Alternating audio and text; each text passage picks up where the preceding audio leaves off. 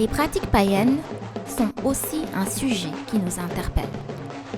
Nous allons vous montrer la tournure qu'a prise l'aspect mystique dans la lutte aujourd'hui. Combat dans le combat ou le combat en tant que tel.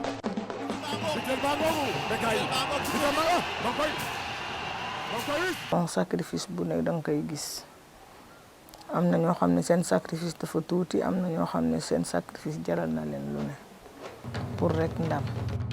Jadis, quand un lutteur remportait une victoire face à son adversaire, on mettait en exergue la technique et la bravoure qu'il a utilisée pour venir à bout de son vis-à-vis.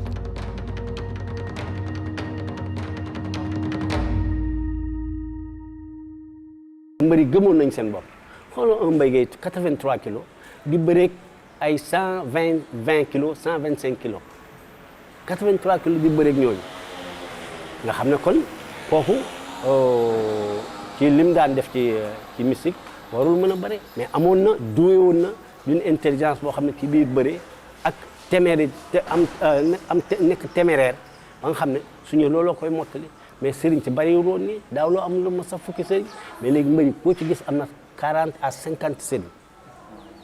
Oui, la mystique, comme je l'ai dit, elle traduit tous les référentiels de ces lutteurs.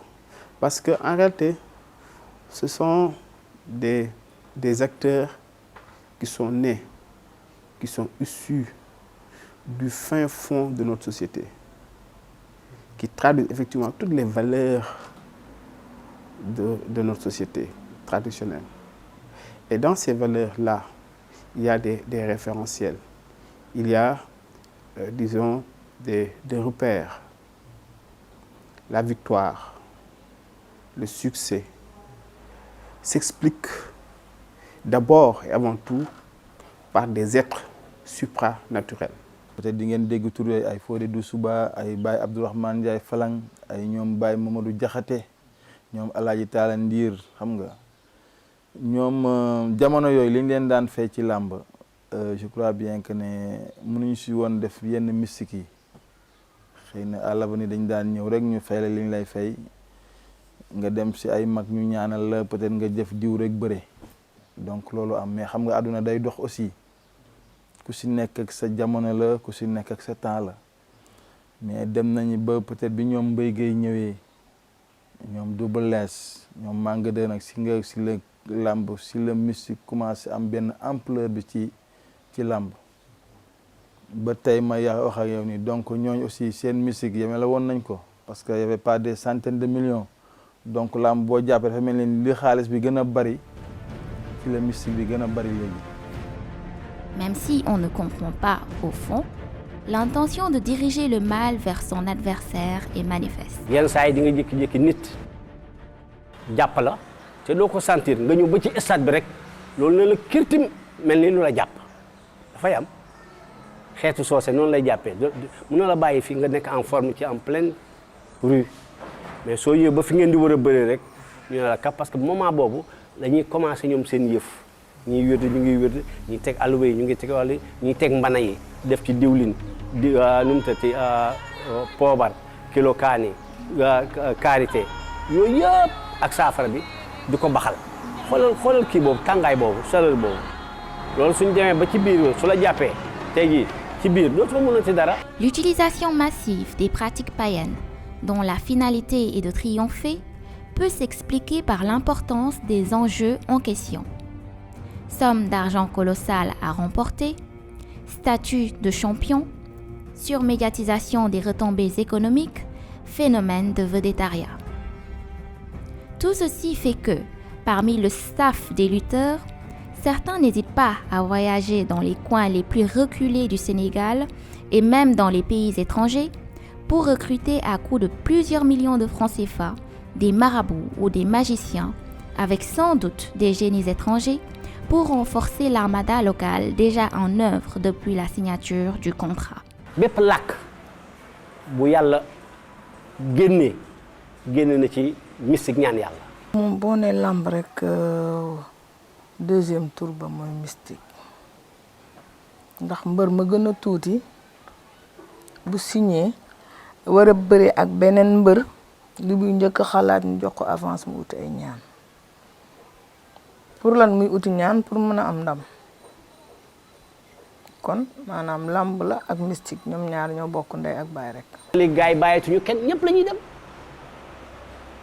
kuñ dégg na mun na ak fu mu nekk ñii dañuy dem Sierra Leone ñu dem Burkina Faso ñii dem Mali ñii dem fu ne. ci dafa di volet boo xam ne kenn du ko négliger parce que aussi boo entraîné sérieusement te demoo te de uti woo mystiquement boo ñëwee doo bëre. La psychose est telle que, dans certains quartiers où habite un lutteur, la veille du combat, il est interdit à un non-habitant de cette zone de pointer son bout du nez, au risque d'être perçu comme un ennemi et repoussé avec cruauté. Nous avons vu à la veille du combat de Yekini et Tyson, organisé le 4 avril 2010 à l'occasion du cinquantenaire de l'indépendance du Sénégal, des journalistes de la radio Futur Média pris en otage et malmenés à Bassoul, le village natal de Yekini, sous prétexte qu'ils étaient envoyés par le camp adverse pour les infiltrer et connaître leur préparation mystique. Yekini ne gagne pas ses combats par la lutte, a indiqué Khadim Ndiaye dans Sénéweb. Il ne croit qu'en la mystique. Après notre combat, j'étais gravement malade. J'étais presque paralysée. Je me déplaçais avec des béquilles parce que j'avais mal au genou. Il m'a détruit mystiquement. L'ancien boucher du dimanche, chef de file de l'écurie Thiaroye-sur-Mer, a déclaré dans une interview accordée au journal L'Enquête paru le 18 décembre 2013, les fétiches que j'ai actuellement, il n'y a aucun lutteur de l'arène qui les a. J'ai des féticheurs qui me demandent de tuer des chats ou de me baigner avec du sang de chien. Ce dernier dit avoir même vu des lutteurs boire du sang de coq pendant leur combat. Aujourd'hui, le Sénégal est devenu la plaque tournante du mysticisme, la ruée vers l'or pour les féticheurs et autres magiciens de la sous-région. Dès qu'un combat est bien ficelé, les marabouts de tous bords font leurs pronostics en annonçant quel lutteur sera le vainqueur avant même le jour J.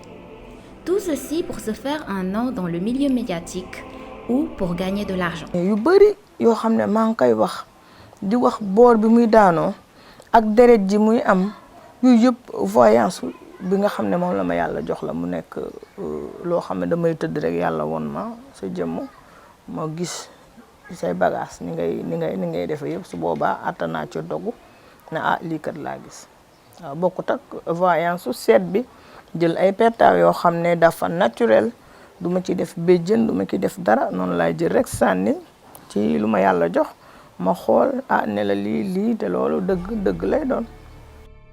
La santé est également un sujet sérieux de préoccupation. Nous l'abordons du point de vue de sa conformité avec les exigences médicales. Avant, c'était un certificat de visite et de contre-visite. C'est ça qui fait la grosse différence. Parce que dans un certificat d'aptitude à la pratique de la lutte, il y a un protocole. Le médecin qui fait ce travail doit voir ça. Certificat de visite contre visite, le gars, voilà. Et on a eu à convoquer un médecin en particulier parce qu'il avait donné des formulaires revêtus de sa signature et de son cachet sans avoir vu le lutteur. Là, nous avions même reçu des prototypes que nous avions proposés à des techniciens et d'anciens lutteurs. Alors, parce que le problème, c'était qu'il fallait avoir des gants qui pouvaient également permettre l'appréhension. Que le lutteur puisse mettre des gants et attraper, puisque c'est de la lutte. Alors, nous avons été interpellés par un ancien lutteur pour dire que, attention, la lutte va avec certaines réalités, genre Sahara et autres choses, et mouillé, mélangé au sable de l'enceinte, ça devient un abrasif. Ça peut créer beaucoup plus de dégâts. C'est ce qui nous a un petit peu freiné. Mais la commission médicale est en train de travailler sur la question pour voir un autre modèle qui pourrait à ce moment-là éviter de créer des dégâts ou des lésions avec le mélange de sable et d'eau. Ce que je pense des coups, c'est leur effet à long terme. Parce que nous avons connu Mohamed Ali, qui nous a présenté une maladie de Parkinson. Et ce serait dû au coup, j'allais dire au coup et contre-coup, ce qu'il a reçu durant toute une carrière. Et donc, et pourtant, ils avaient des gants, ce n'était pas à main nue, c'était des gants. Et donc, les traumatismes crâniens sont dangereux parce que créent des lésions qui, à long terme, peuvent être, ou même à court terme, on peut avoir un hématome cérébral. On peut saigner dans sa tête après avoir reçu un coup. Hématome extradural, sous-dural, c'est-à-dire il y a des méninges qui protègent la tête. Et donc, de part et d'autre, donc autour de notre cerveau, nous avons ces méninges qui sont des enveloppes. On peut avoir des hématomes là-bas, mais on peut avoir des hématomes dedans. Donc, on peut avoir des contusions hémorragiques après coup. On peut avoir mort d'homme au cours d'un combat de lutte avec frappe.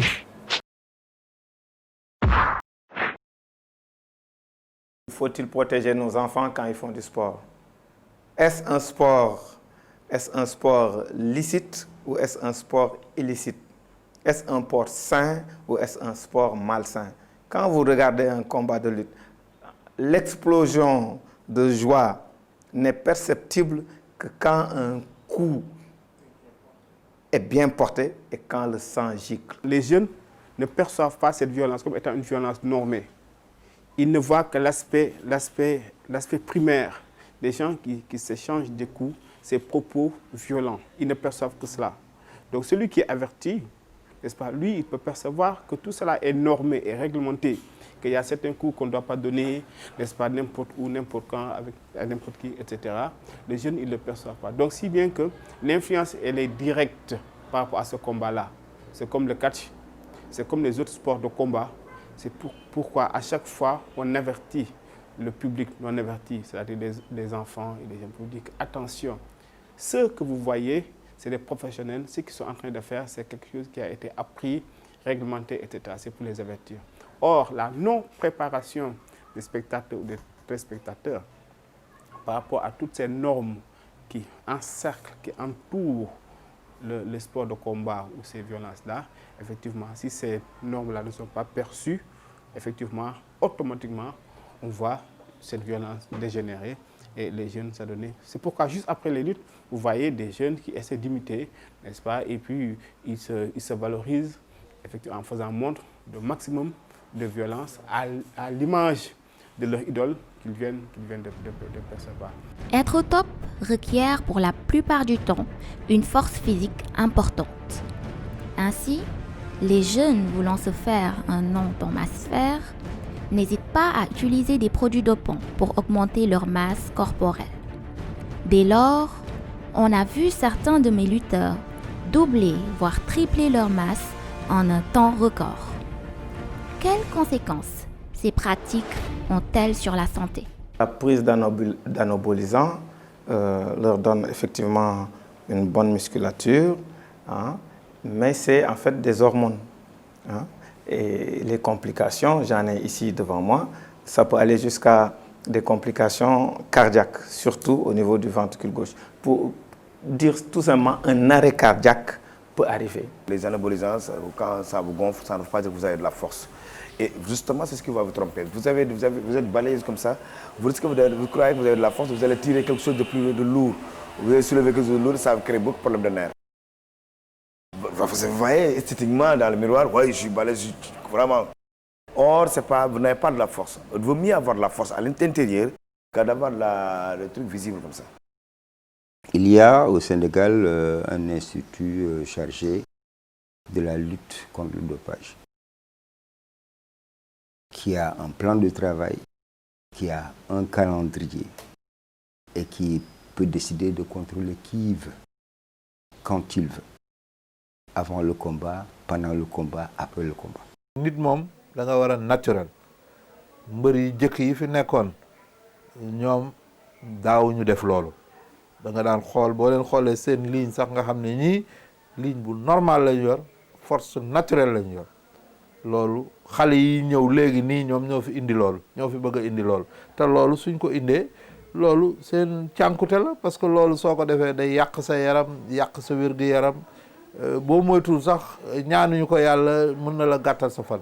waaw dopage yi moom bu ëllëgee mun na la indil effet yu garaaw a garaaw mais bu fekkee ne protéine kese comme ni ñu ko waxee la ne à base d'aliments la yàpp la ginaar ak meew lañ dajale def ko muy doon pour nga koy jël kooku moom amul benn problème parce que dafa mel ne yaa ngi lekk yàpp ak ginaar di naan meew noonu protéine loolu la. Le contrôle tel que défini par les normes internationales ne peut pas s'appliquer à la lutte avec frappe compte tenu du nombre de combats. L'année dernière, il y en a eu, je crois, 700, il y a eu 1100 et quelques lutteurs qui ont participé. Il y a eu 91 manifestations de lutte. Essayez de voir un minimum de 200 voire 300 000 francs par échantillon et par lutteur, vous allez voir. De mes premiers jours à maintenant, j'ai connu de grands changements et un succès incontestable auprès des populations. Les lutteurs, les promoteurs de lutte, les fabricants de t-shirts, de banderoles gagnent de l'argent grâce à moi. Les radios, les journaux, les télévisions trouvent en moi un sujet faisant leur promotion et leur permettant de vendre. Les populations, elles, me considèrent comme un loisir. Cependant, n'est-il pas temps de se regrouper autour d'une table et d'essayer de me réformer vu tous les problèmes que j'engendre dans la société? Sur cette question, je vous laisse méditer et j'espère que quand on se croisera de nouveau, j'aurai déjà vu un nouveau jour. Car quoi que l'on puisse dire, je fais partie intégrante de la tradition sénégalaise.